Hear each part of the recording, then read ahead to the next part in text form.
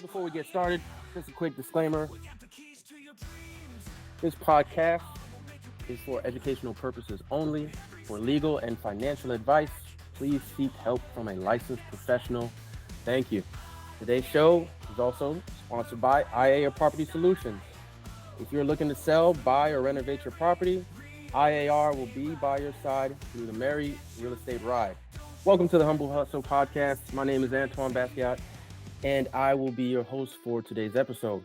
But what made me realize that I want to be an athletic trainer, aside from a lot of things we spoke about already, is I knew I wanted to be in the healthcare field. I knew I wanted to be in medicine, but I also knew I wanted to stay in sports. And I hated chemistry, so I didn't want to go to med school. You know what I'm saying? At the same time, I just always knew I was built for a profession that was just to help people. And I mean, I get the best of both worlds with this. You know what I'm saying? Like, I get the best of both worlds, man. Like, I not only do I have the best seats in the house, not only do I get to watch some, like, not even like literally some of the world's greatest athletes. Not only do I get to travel and see like the world and everything, and get a lot of experiences and see a lot of moments that's awesome, and meet a lot of great people. But I mean, yeah, there's just something about the grind each day that I just get a rush from. You know what I'm saying? Like, a lot of people be like, yo, you're nuts. Like, I was just talking with one of my old professors from my DAT program, and she was like, yo, like, literally, like, yo, you really in it to win it. And I'm like, yes, like, I really love this. Like, you know what I'm saying? Like, there's just something about it. Like, you know, we was collegiate athletes. We loved game day. Like, we was turned up in that locker room. You know how it was? Like, getting to be around that as a professional and just being in that environment is just like something where it's like, yo, like, this is what I was made for. Yeah. This is what I was made for. This is what it is. Like, just seeing these guys get ready and like they getting hyped, and I'm doing game day handshakes with them, and that's a plus. And there's some sticklers in our profession that's like, oh my God, like, you guys love game day. You got, yes, like, if my man's is my if my man's catches an alley-oop and he head top somebody, yes, I'm on the sideline, like, going, like, all of us are like, you putting in all this work every day, and you're not cheering for your own people. Like, what are you doing? Obviously, professional. Don't jump up on top of the chair and everything, but like, I'm gonna clap for my people when one of our guys made the Rising Stars game and made it to Sunday in this new format. You know what I'm saying? He playing against the OGs and everything as a second year. Like, that's exciting to see. You know what I'm saying? Like, it's amazing to see their accolades, you know, and they feed off that energy. So like, just being able to give back to them, but then also, like, you know, my first summer job was working at the Queens YMCA, you know, so like, being able to help impact not just young people's lives, but like see them grow and see them go through things that help them go through life. And then I just got an invite from one of my previous athletes' wedding, like, to go to in June. You know what I'm saying? It's like, yo, like, it's crazy. Like, I remember seeing him as a freshman coming in, he couldn't even catch a ball.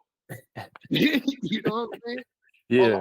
When I went with previous players to the NFL Combine when I was at Michigan State, and like, they asked me to come with them to take care of them, like, I take pride in that. Like, I just had another previous athlete from Michigan State that said, yo, I know you're in the middle of the NBA season, but this week is the NFL Combine. Can you come with me?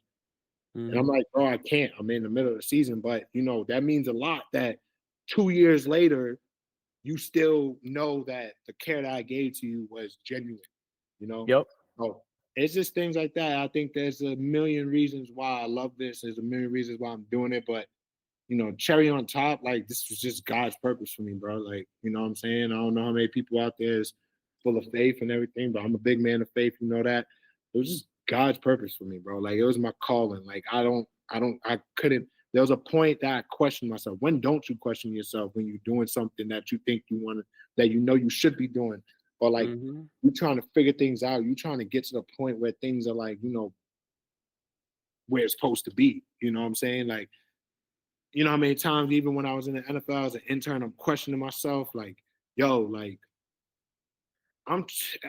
not saying that there's a point where, I'm wondering like, yo, I'm trying to get to a certain point in life, like step by step, like, but it's when you doing the right thing, it's an emotional roller coaster. Everything is going to be up and down and peaks and valleys, but Mhm. not once did I say, oh yeah, something else is better for me. There was times I questioned myself in this coming up to this point in life. There was times where I was like, like maybe I should take another route in this, but there was never a time where I was like, I shouldn't be an athletic trainer. There's never a time that I said, nah, this ain't for me. There's never a time where I'm like, nah, this is too much.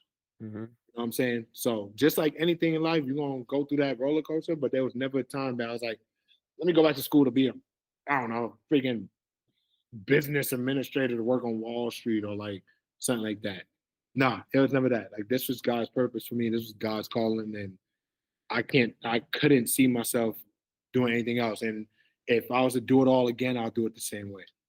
I think, man, I think everybody in this world has a purpose, right? And once they discover that purpose, that's all it is for them. And like you were saying earlier, grind passionately. You can't grind passionately if you're not Yeah. passionate about what you're doing, Right. right? So I think it's crazy. I'm gonna bring this up. Look, I made some tea, right? I made some tea, and this is what and the fact on the tea said: Right. be fearless. Know that all will be provided at the right time. Fact. And you were saying that, and I was like, God damn, did you make this tea? Is that Lipton or Nestea? It's Yogi, I guess. Yogi, yeah. Yogi. But yeah, man, and like I said, you can't grind passionately unless you once you passionate about something that you want to do.